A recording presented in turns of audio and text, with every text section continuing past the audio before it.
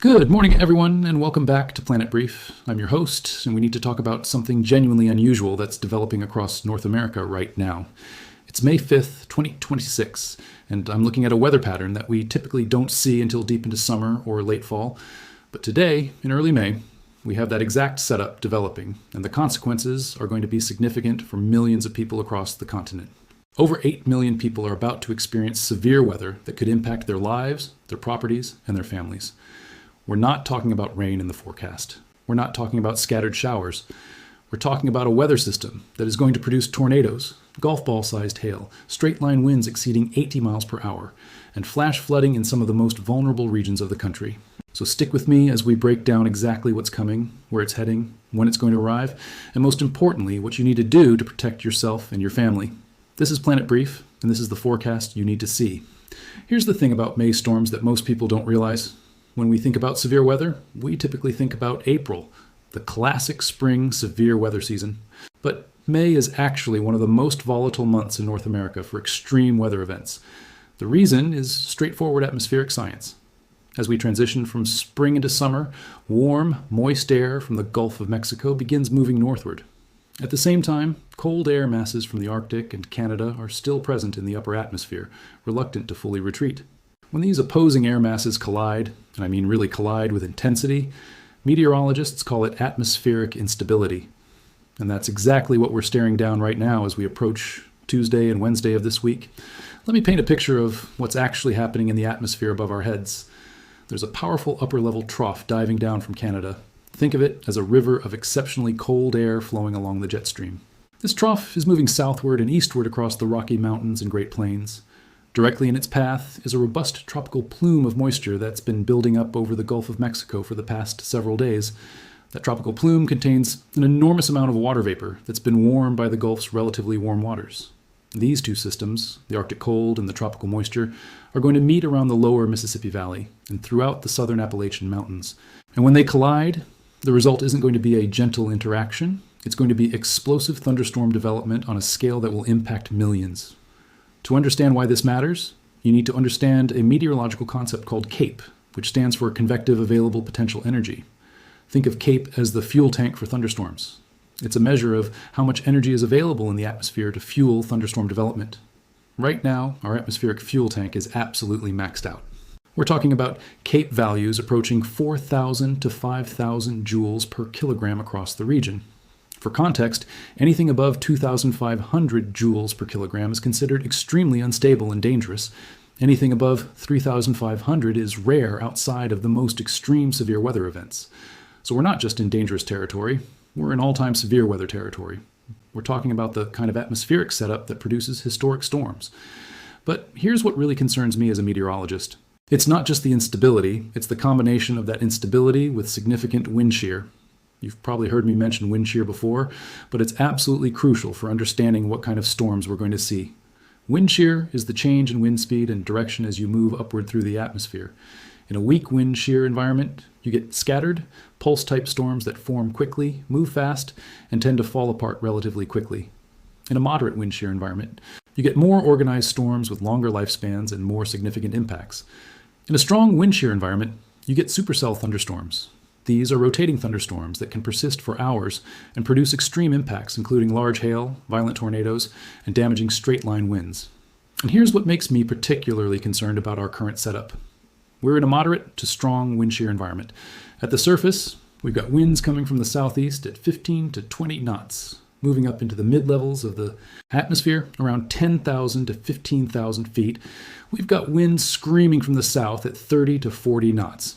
And at the upper levels, above 25,000 feet, we've got winds coming from the west at 60 to 80 knots. That directional change, combined with that speed change, is absolutely textbook for producing tornadic supercells. This is the exact kind of setup that produces storms you see on news broadcasts and in weather documentaries. Another critical element of this puzzle is what meteorologists call the dry line. Now, the dry line isn't a precipitation boundary like a traditional cold front. It's actually a boundary between very dry air and extremely moist air. In our case, we're going to have very dry air advancing eastward from the high plains of Texas and Oklahoma. This dry air has had all of its moisture wrung out by orographic lifting over the Rocky Mountains. Meanwhile, we have extremely moist air from the Gulf of Mexico with dew points approaching 70 degrees Fahrenheit. That's absolutely tropical. When the dry line collides with that moist air, it creates what meteorologists call a lift mechanism. This literally forces air upward, triggering explosive thunderstorm development. We're not talking about storms that gradually develop over an hour or two. We're talking about storms that can develop from clear skies in 10 to 15 minutes.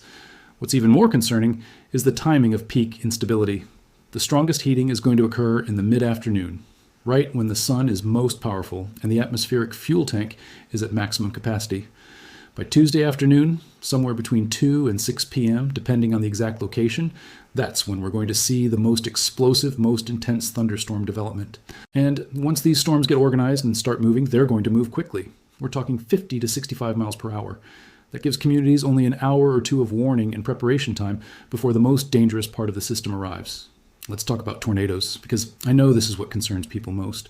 And frankly, with this atmospheric setup, it should be front and center in everyone's minds who lives in the affected region. The Storm Prediction Center has issued a moderate risk for severe weather covering significant portions of northeast Texas, Arkansas, and southeast Missouri. Within that moderate risk zone, we have a 10% tornado probability for parts of central Arkansas and southeast Missouri. Now, I know some people hear 10% and think that's not very likely. But let me break down what that actually means. A 10% tornado probability in a 25-mile square area means approximately a 10% chance that at least one tornado will occur within that region during the valid forecast period. When you're talking about a region containing hundreds of thousands, even millions of people, that 10% probability translates to potentially multiple tornadoes. And when you're dealing with tornadoes, even one occurring near your location is one too many. Here's what makes this particular tornado setup so dangerous. Most of the tornadoes we experience in spring occur during the late afternoon and early evening hours, typically between 2 p.m. and 7 p.m. But with this system, because of the timing and the exceptional wind shear, we could easily see significant tornado activity continuing well into the evening hours and even into the night. And that's where things become truly dangerous. Nocturnal tornadoes, tornadoes that occur after dark, are disproportionately deadly. The statistics bear this out. Nocturnal tornadoes kill more people per tornado than daytime tornadoes. Why? Because people can't see them coming. You don't have that visual warning that a daytime tornado provides. If you're asleep or indoors without access to warning systems, you might not have enough time to get to proper shelter before the tornado arrives. The specific regions most threatened for tornado development are those where discrete supercells can form and organize. The first supercells are going to develop in central Texas, likely around the Fort Worth Metroplex area during mid to late afternoon. From there, these supercells are going to track northeastward toward Oklahoma and Arkansas, following the path of the dry line.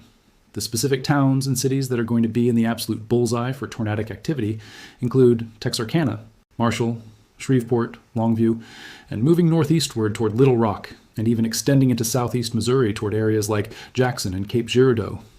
If you live anywhere in these areas, this is not a threat to ignore or dismiss as unlikely. Now, I want to be measured and responsible in how I communicate this threat. I'm not hyping things up for entertainment value. I'm presenting the meteorological reality of what our computer models and our atmospheric observations are telling us. The tornado potential here is genuinely significant, and the reason is because of something meteorologists call high-end severe weather parameter space. We have multiple meteorological factors all aligned perfectly to create conditions favorable for tornadic supercells. We have speed shear in the mid-levels of the atmosphere. We have directional shear, changing wind direction as you go up through the atmosphere. We have CAPE values in the 4,000 range, exceptional values. We have low-level wind focusing along that dry line boundary. We have moisture in the boundary layer that's tropical in character. Every single one of these ingredients is checked off on the severe weather checklist. But here's something that most people don't realize. The strongest tornadoes typically occur on the leading edge of the organized convective line. When individual supercells start to merge together into a larger organized system, a leading edge tornado can form right at the front of that advancing line. And these leading edge tornadoes can develop with relatively little warning. Some of the most significant tornadoes in history occurred in this exact scenario. Think about the 2011 Joplin, Missouri tornado, one of the deadliest tornadoes ever recorded in the United States. That occurred as part of an organized convective line. Think about the Super Tuesday tornadoes of February 2008 that affected Tennessee and Kentucky. Those also occurred along the leading edge of organized convective systems. Think about the April 27, 2011 tornado outbreak that affected Alabama, Mississippi, and Tennessee. That was another situation where multiple strong tornadoes formed along advancing convective lines. So what do you need to do if you live in this region? First, you need to have a tornado shelter strategy in place right now, not Tuesday morning, not Tuesday afternoon, but right now. Where is your safe room? Is it a basement in your home? Is it an interior room on the lowest floor with no windows? Is it a designated community tornado shelter? Is it a safe room at your workplace? You need to know right now before storms arrive. Second, you need to be actively monitoring weather throughout Tuesday and probably into Wednesday. Whether that's through a weather app, a television forecast, a weather radio, or a combination of these resources, you need to stay informed about developing threats. Third, and this is crucial, you need to have a reliable way to receive severe weather warnings. Your smartphone needs to have weather alerts enabled. If you have a no-way weather radio in your home, it needs to be turned on and in alerting mode. If you have a siren warning system in your community, you need to know when and why those sirens sound. And here's additional guidance that could save your life. If you're driving and you encounter a developing thunderstorm, do not try to outrun it. This is a common mistake that gets people killed every year. Your car is not a safe shelter during a tornado. If you're driving and you see a severe thunderstorm approaching, or if a tornado warning is issued for your location, you need to get to shelter immediately. If there's a sturdy building nearby, get inside. If you're in open country and no buildings available, find a low-lying area like a ditch and lie flat in that ditch, away from trees and away from your vehicle. Your vehicle offers no protection against a tornado. Now let's shift our attention to another major threat from this system: hail and damaging straight-line winds. Because alongside the tornado threat, we're also looking at a significant hail threat. In fact, for many people in the affected region, hail is going to be the primary damaging threat, even more damaging than wind or tornadoes. We're expecting large hail across a significant portion of this region. We're talking about hail ranging from quarter-sized to golf ball-sized, and in some cases, potentially baseball-sized hail. Let me explain what that means in practical terms. Quarter-sized hail is serious and damaging. It can shatter windshields of vehicles. It can dent and crack car bodies extensively. It can cause significant damage to crops. But baseball-sized hail, that's absolutely catastrophic. Baseball-sized hail can completely shatter windshields and windows, cause deep dents and structural damage to vehicles and buildings, cause serious injury to people caught outside, destroy crops entirely, cost hundreds of millions of dollars in damage across a region, create widespread insurance claims that can take months or years to settle. Here's the meteorological reason why we're expecting such large hail. Large hail forms in the powerful updrafts of severe thunderstorms. In a typical summertime thunderstorm, updrafts might reach 30 to 40 miles per hour. That's powerful, but not exceptional. In a severe thunderstorm, updrafts can exceed 80 or 90 miles per hour. But in a supercell thunderstorm with exceptional wind shear, updrafts can exceed 100 to 120 miles per hour. In extreme cases, we've measured updrafts exceeding 150 miles per hour. When you have updrafts that powerful, they can suspend enormous hailstones in the air, allowing those hailstones to grow larger and larger as they cycle through the updraft multiple times. A hailstone grows by accumulating layers of ice each time it's suspended in the updraft and cycles around. The stronger the updraft, the larger the hailstone can grow before it eventually falls to the ground. The area most threatened for large hail, particularly the baseball-sized hail threat, includes northeast Texas, especially around the Texarkana and Shreveport areas, extending northeastward into Arkansas around the Pine Bluff and Little Rock regions. If you live in any of these areas and you don't have a garage or covered shelter for your vehicle, I strongly recommend finding alternative parking. Many people will drive their vehicles to covered parking areas at parking garages or covered structures.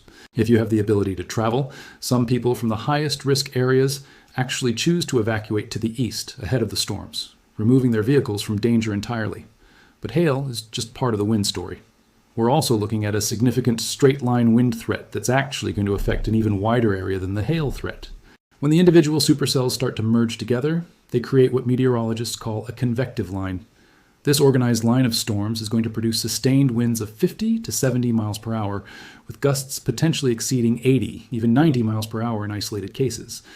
Now, let me put that in perspective for you. Winds of 80 miles per hour are equivalent to Category 1 hurricane force winds.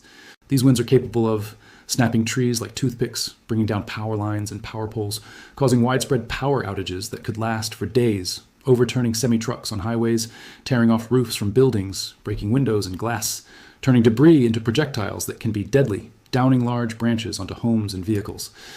This is not a minor threat. This is a life-threatening threat. This is a threat that can render an area uninhabitable for days or weeks as power companies work to restore service and cleanup crews work to clear debris. The timeline for this wind threat is absolutely crucial to understand. The most powerful winds are going to occur as the main line of storms moves through your location. For Dallas and Fort Worth, storms are probably going to arrive somewhere around 5 to 6 p.m. on Tuesday evening. For Little Rock, Arkansas, probably around 7 to 8 p.m. For Memphis, Tennessee, probably around 9 to 10 p.m. For Birmingham, Alabama, probably around midnight. And once that main line passes through your location, things should improve relatively quickly. Within 30 to 60 minutes of the line passing, most of the dangerous wind threat will have passed. But while that line is moving through your location, you need to be in a safe shelter. You should not be outside. You should not be driving. You should be in an interior room with no windows, or in a basement if your home has one. All right, now I need to shift our focus to what might actually be the most significant threat from this entire weather system, and it's one that often gets less attention than tornado and hail threats: flooding. You see, while everyone's rightfully paying attention to the tornado threat, the hail threat, and the wind threat, flooding is quietly becoming potentially the most dangerous piece of this entire weather equation. And historically, flooding kills more people than tornadoes, hail, or wind combined. Here's why we need to be concerned about flooding. A robust upper-level trough is going to stall out over the Tennessee and Ohio valleys from Wednesday night and continuing through Thursday. What that means is the upper-level steering currents that normally push weather systems along are going to weaken. Instead of storms moving through quickly, this system is going to slow down and essentially stall, sitting over regions for extended periods. And when a system stalls, it can produce extraordinary rainfall amounts. During the time that this trough is stalled, it's going to keep pumping tropical moisture from the Gulf of Mexico northward into the southeast. We're talking about precipitable water values. That's the total amount of water vapor in the atmosphere that could potentially fall as rain, approaching or exceeding 2 inches. In the southeast in May, anything above 1.5 inches is considered extremely high and unusual. The problem is exacerbated by ground saturation. This entire region has already received significant rainfall earlier in May. Rivers and streams are running higher than normal. Soils are saturated from previous rainfall events. So when you combine saturated ground with extremely high atmospheric moisture and a slow-moving upper-level trough that will keep regenerating storms, you get the potential for significant flash flooding. Our computer models are suggesting that portions of the Tennessee Valley, the Cumberland Valley, and southern Appalachia could receive 3 to 5 inches of rain over a 24-hour period.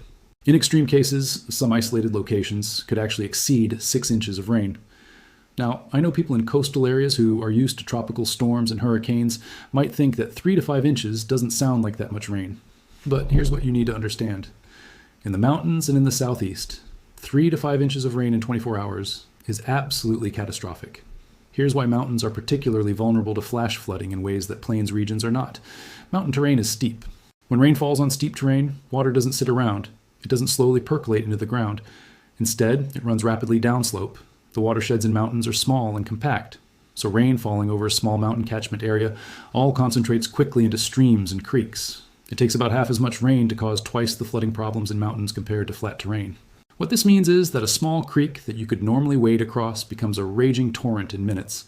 A creek that's normally 2 feet deep and 3 feet wide becomes a river that's 6 feet deep and 30 feet wide. That level of water velocity and volume can carry away vehicles, buildings, and people. Every year, people die trying to drive through flooded roads, thinking they can cross just one more flooded area. Water is deceptively powerful. Moving water just 2 feet deep can sweep a vehicle off the road. Water 3 feet deep can sweep away a large truck. The flash flood watch has already been issued by the National Weather Service for portions of Tennessee, Kentucky, Arkansas, and northern Mississippi. I fully expect that watch to be upgraded to warnings as the system develops and moisture levels increase. If you live in any flood-prone area, and this includes low-lying areas near streams or rivers, urban areas where drainage is poor during heavy rain, basically any place where water tends to pool or collect during heavy rain, you need to be prepared for flooding. Have an evacuation plan ready. Know what your alternate routes out of your area are. Know where higher ground is located, and do not, under any circumstances, drive through flooded roads. That single decision to just try to cross this one flooded road kills people every year. Now, let's shift our focus to the other side of the country, because this same upper-level pattern is creating some interesting, and in some cases dangerous, weather impacts out west as well. And this is where we get to talk about something more positive for a change, because the Pacific Northwest is about to have one of the most spectacular days of the entire year. A strong ridge of high pressure is parking itself over the Pacific Northwest region. When a high-pressure ridge moves in and anchors over an area, it clears out all the clouds, locks in very dry air, and creates absolutely perfect conditions for outdoor activities. Seattle, Portland, Eugene, and the surrounding regions are looking at sunny skies, low humidity, and afternoon temperatures pushing into the upper 70s and low 80s Fahrenheit.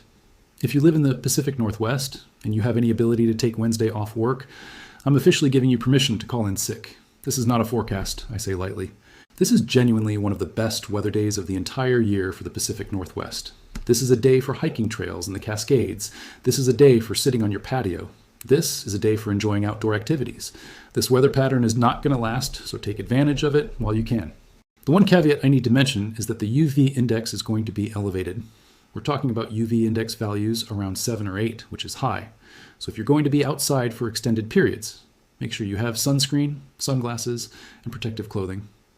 Don't let your guard down just because the weather is beautiful.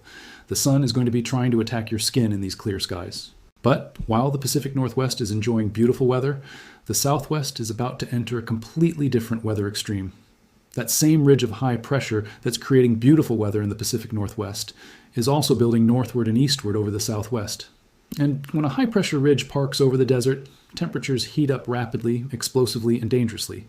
By Friday of this week, Phoenix is going to hit the triple digits.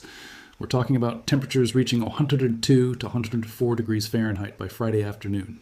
But here's the thing, that's just the opening act. A truly massive heat dome is forecast to build over the Southwest next week.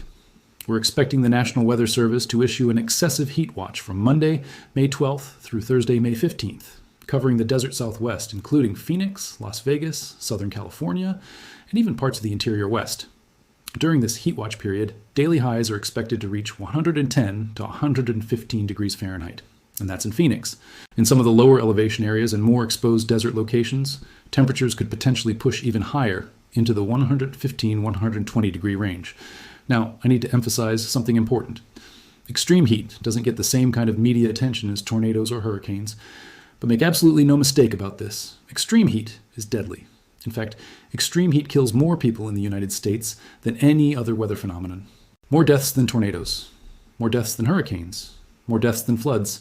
Heat exhaustion, heat stroke, and heat-related complications kill hundreds of Americans every year, and many of those deaths are preventable with proper precautions. If you're in the Southwest next week, take this heat seriously. Stay hydrated constantly, and I mean constantly. Drink water throughout the day, not just when you feel thirsty. Thirst is not a reliable indicator of dehydration, especially in elderly people or young children. Limit your time in direct sunlight during peak hours. Peak heat hours are typically 11 a.m. to 4 p.m. If you have to work outside, do it early in the morning or late in the evening. Check on elderly relatives and neighbors regularly. Heat affects elderly people disproportionately. They're more susceptible to heat stroke and heat exhaustion. If you're attending outdoor events like concerts, festivals, or sporting events, make sure you have water available in a shaded area where you can cool off periodically. All right, so to summarize everything we've discussed on Planet Brief today, here are the key action items organized by region and threat. For residents in the severe weather zone covering Texas, Arkansas, Missouri, Mississippi, Alabama, and Tennessee. First, have a tornado shelter identified and ready right now. Know where that shelter is? Practice getting to it if you can. Second, if you have vehicles parked outside, move them to safe locations like garages or covered structures. Third, monitor weather throughout Tuesday and Wednesday continuously. Keep multiple devices with weather alerts active. Fourth, have multiple ways to receive weather warnings, smartphone apps, weather radio, television, community sirens. Fifth, be prepared to move to interior rooms or basements immediately when storms approach. Don't wait for a warning to seek shelter if you see a severe storm approaching. Sixth, understand flood risks in your specific area. Know where low-lying areas are. Know where water tends to collect. Seventh, stock supplies now, water, food, first aid kits, flashlights, batteries, in case of extended power outages. For residents in the Southwest heat zone. First, stock up on water and cooling supplies right now before the heat dome builds. Second, have a plan to cool down if your air conditioning fails or power goes out. Know where you can go if your home becomes uninhabitable. Third, check on elderly relatives and neighbors during peak heat hours.